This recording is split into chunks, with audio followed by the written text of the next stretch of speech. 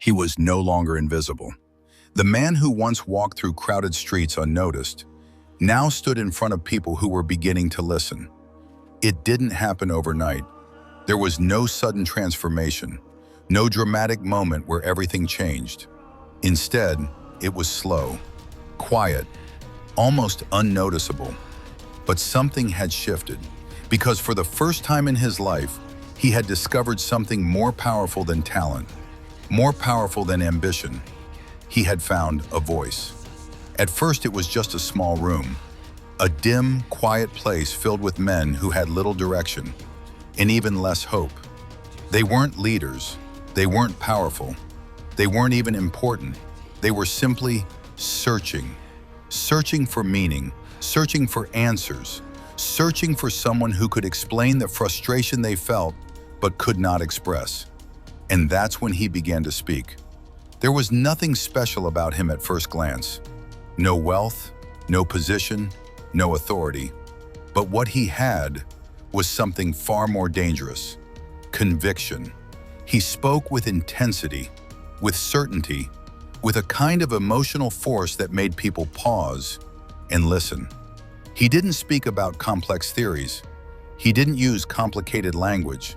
Instead, he spoke about pain, about struggle, about humiliation, about being ignored, overlooked, dismissed.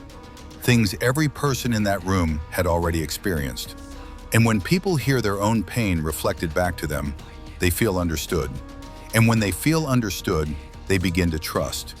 That trust was the beginning of everything. The room began to change.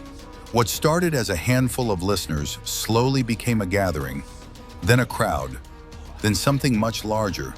People came not just to hear him, but to feel something, to feel seen, to feel validated, to feel like their struggles finally meant something. And he understood this perfectly, because he had once been like them, invisible, ignored, powerless. But now, he had control over something he had never had before: attention. His words became sharper, more focused, more intentional, more calculated. Every sentence was no longer just an expression, it became a tool, a weapon, a way to shape how people felt, and slowly, how they thought. He began to notice a pattern. The more emotional he became, the stronger the reaction from the crowd. The louder he spoke, the more powerful the response. And in that response, he found something he had never experienced before: validation. But influence alone was not enough. He needed something deeper, something stronger, something that would bind people to him completely. So he gave them something to unite against. He spoke of injustice, of betrayal, of unseen forces working against them. He gave form to their frustration. He gave direction to their anger. Because nothing unites people faster than a shared enemy. And it worked. The crowd changed. They no longer came just to listen. They came to believe. They repeated his words. They defended his ideas. They spread his message beyond the room. What had started as a voice was becoming a movement. And movements can be powerful, but they can also be dangerous. He began to change, not just in what he said, but in how he presented himself. His posture became stronger, his voice more controlled, his presence more commanding. Every detail was intentional, every movement calculated. Because power is not just about what you have, it is about what people believe you have, and he made them believe. The crowds continued to grow. What once filled a small room now filled larger spaces. The energy became intense, almost overwhelming. And in the middle of it all, he stood. No longer a man searching for purpose, but a man creating it. Then came the turning point. A gathering larger than any before. The room filled beyond capacity, voices louder than ever, expectations higher than before. There was tension in the air, anticipation. He stepped forward, and for a moment, there was silence. Then he spoke, and everything changed. The reaction was immediate: powerful, emotional, uncontrolled. The crowd responded not just with agreement, but with intensity, with passion, with belief.